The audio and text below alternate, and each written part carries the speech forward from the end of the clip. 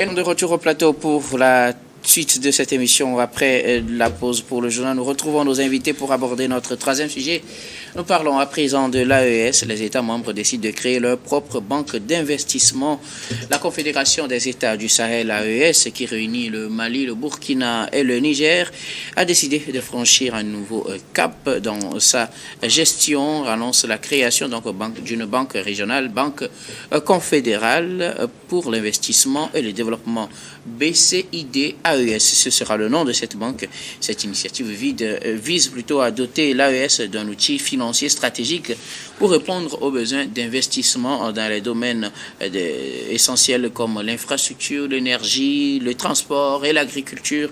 Information donnée par le ministre malien de l'économie et des finances, Alouseni Sanou. Nous en parlons avec nos invités. L'idée couverte depuis, l'AES devrait se doter de sa banque. Ça, c'est une banque d'investissement que les États membres veulent lancer. Il leur permettra de financer l'investissement dans leur pays.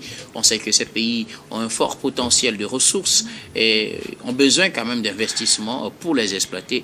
Les États de l'AES décident donc de créer leur propre banque. Je commence par vous, Daïmou.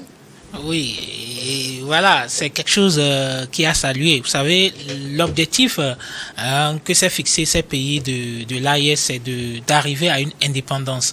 Et quand on parle d'indépendance, le socle même de cette indépendance, c'est l'indépendance financière et économique.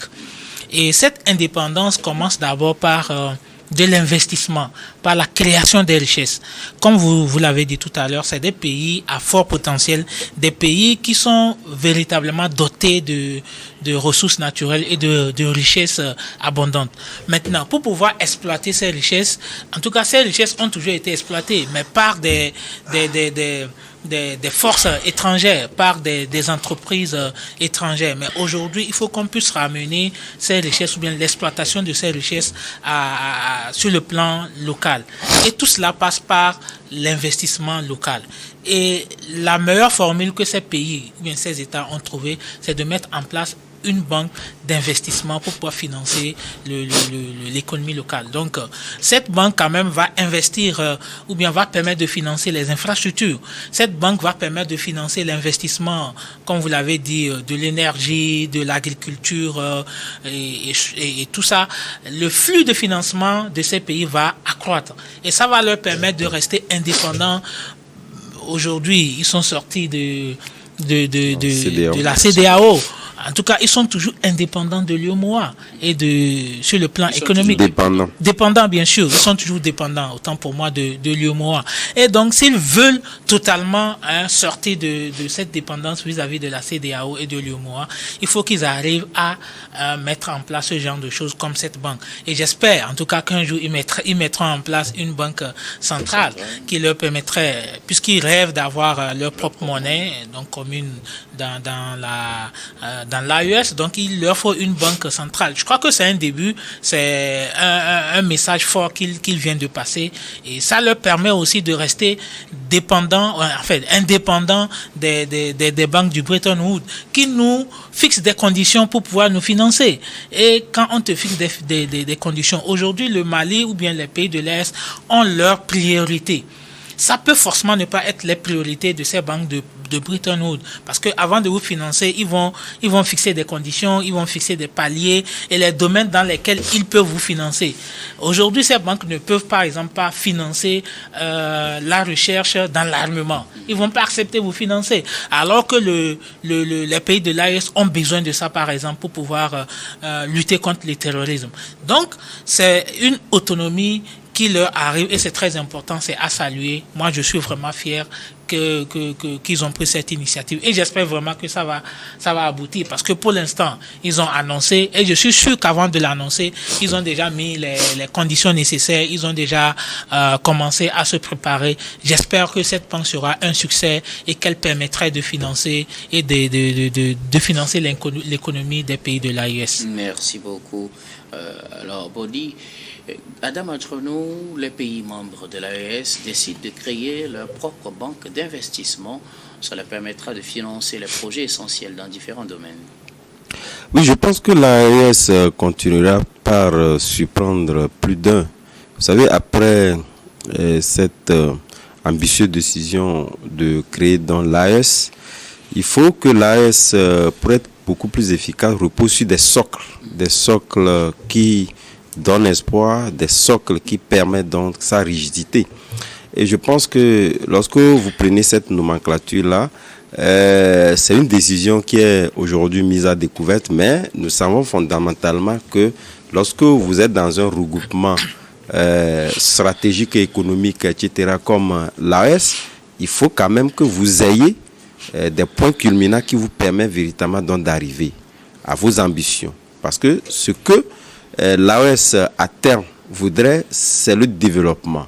C'est faire en sorte que ces trois pays-là, aujourd'hui, que demain soient donc des références pour le développement, soit des références en termes de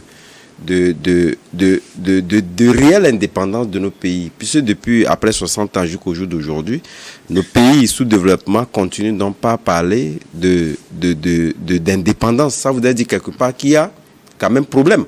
Donc je pense que l'AES veut se départir de cette rhétorique-là et poser des réelles bases qui permettent à cette population d'avoir espoir à ce regroupement-là. Surtout lorsque vous parlez, après, en tout cas, après s'être retiré de la CEDEAO, qui a également une banque d'investissement de développement, notamment la BIDC, où récemment, après, je pense que nous sommes dans le cinquantenaire de la CEDEAO, il y a eu par exemple un succursale qui a été ouvert, donc je pense qu'en Côte d'Ivoire. Ça veut dire quelque part que les préoccupations de se rapprocher davantage des pays de la CEDEAO vont quand même bon train. Et naturellement, c'est lors de ce cinquantenaire-là que l'AES également a trouvé opportun, parce que pour réellement, comme je l'ai dit, être beaucoup plus rigide et penser à ce développement-là. Parce que quelque part, la structuration, elle est faite, on a essayé donc de développer ou de mettre a découvert aux yeux de la population un certain nombre d'éléments pour parler des développement, pour parler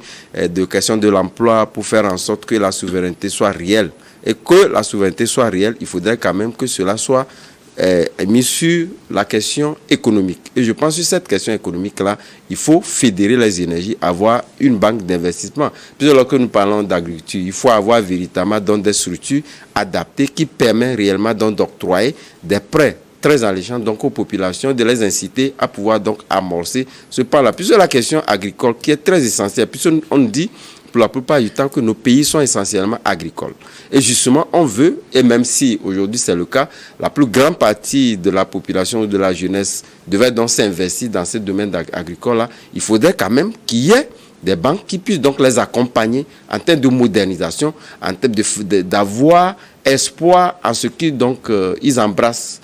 Et justement, donc, je pense que la banque d'investissement que prévoit créer aujourd'hui, l'AES est un motif d'espoir à cette jeunesse-là, est un motif d'espoir à sa population. Puisque demain, ils savent véritablement que lorsque vous voulez donc investir dans tel ou tel domaine, puisque les domaines sont cités en termes de développement, nous avons les infrastructures, l'agriculture, l'énergie, etc.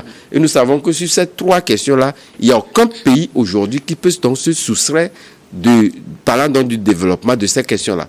Et donc, en créant dans cette banque d'investissement-là, c'est d'apporter espoir à cette population que ce qui est dit au niveau de l'AES, c'est ce qui doit être fait. Et je pense qu'ils sont en train de poser des bases réelles pour donner espoir à cette population-là, de compter sur l'AES pour le développement. Et que demain, je pense qu'il y aura des motifs valables qui puissent donc pencher sur ces questions de développement. Et lorsque nous prenons ces motifs valables, c'est les banques comme les banques d'investissement qui sont en train d'être créées, qui sont mises en avant. Et donc, je pense que c'est de bonne guerre que l'AES pense au même moment de pouvoir donc avoir cette banque d'investissement pour compenser en réalité ce retrait de la banque d'investissement de la CEDEAO qui portait donc ces actes de développement par le passé. Merci beaucoup à vous, Adam. Alors, est-ce que avoir la situation de ces pays, l'effort de guerre, les problèmes de développement, les investissements qu'ils font déjà, et tout ce qui est lancé dans ces pays, l'effort de guerre aussi, l'acquisition de matériel justement pour soutenir la lutte contre le terrorisme, est-ce que les pays membres de l'AES, Niger, Mali, Burkina, disposent aujourd'hui d'assez de moyens pour que cette banque soit consistante afin de pouvoir financer encore les infrastructures, le transport, le développement, l'agriculture, vous pensez? il faut quand même être optimiste. Il faut quand même être optimiste. Ces pays aujourd'hui se battent pour se doter des moyens nécessaires pour pouvoir réussir cette mission. Mais néanmoins, il faut reconnaître que ces pays disposent de moyens limités. Aujourd'hui, quand on parle de réserves, est-ce que ces pays disposent suffisamment de réserves pour pouvoir rassurer les investisseurs? Parce que ce qui fait une banque, c'est les investisseurs. Et c'est une banque d'investissement. Donc, il faut de gros investisseurs capables d'injecter assez de liquidités dans ces banques pour leur permettre de financer les PME, les PMI au niveau des pays de l'AES. Certes, les efforts sont en cours. Quand on parle de Burkina aujourd'hui, qui dit qu'elle dispose maintenant quand même d'une quantité importante de réserves d'or qui leur permet d'inspirer confiance au niveau des investisseurs. Est-ce que c'est la même chose au niveau du Niger et au niveau du Mali? Ou peut-être que ce que le Burkina nous présente n'est que du volte-face. Bon, on ne sait jamais. Mais néanmoins, au-delà de toutes les réalités, il faut souligner qu'il manque quand même cruellement de moyens. Mais j'espère que cette situation sera résolue. Les efforts sont en cours. Vous savez, ces pays viennent de très loin. Ces pays, depuis bientôt une décennie, ont été gangrénés par des attaques terroristes, des coups d'État, des instabilités politiques et tout. Et quand un pays, ou bien quand des pays traversent ces situations, c'est difficile de s'en sortir sur le plan économique. Mais néanmoins, je crois qu'il y a de l'espoir et ça va donner quelque chose d'intéressant. Je suis certain et confiant. Merci beaucoup. À vous, Adam, même lecture, est-ce que ces pays disposent aujourd'hui, en l'étape actuelle, de moyens nécessaires pour injecter dans ces banques qui seront obligées de faire encore appel à d'autres investisseurs et au risque de se retrouver dans la situation qu'ils ont dénoncée au niveau de la CEDEAO? Non, moi je doute très fort que ces pays-là puissent être, en tout cas naviguer dans la léthargie, dans la mesure où je pense que c'est la mal-négociation des ressources que ces pays-là disposaient qui faisait croire à l'opinion ou aux institutions de Bretton Woods qui essayaient donc de les classer parmi les derniers de la classe en ce qui concerne la question d'investissement. Aujourd'hui, ils ont su négocier, en tout cas, les ressources qui sont les leurs. Et aujourd'hui, vous avez su constater, donc ça vous a dit quelque part que ces pays-là ont des éléments probants pour attirer davantage d'investisseurs. Et aujourd'hui, ils en attirent également énormément. D'ailleurs, même ils essaient même de mettre en avant leur propre, en tout cas intérêt, avant l'intérêt même du bailleur. Lorsque vous n'êtes pas un bon preneur, donc tout de suite, vous êtes déclassé. Ça vous a dit quelque part que demain, ils ont su, quand même, il y a des éléments de la potentialité qui permettent véritablement d'investir dans ces banques-là, contrairement à ce qu'on nous a fait croire par le passé. Merci beaucoup à vous tous pour vos contributions. Nous allons marquer une nouvelle pause, puis on reviendra tout à l'heure pour la dernière partie de cette émission, dernière partie que nous allons bien évidemment consacrer au Togo.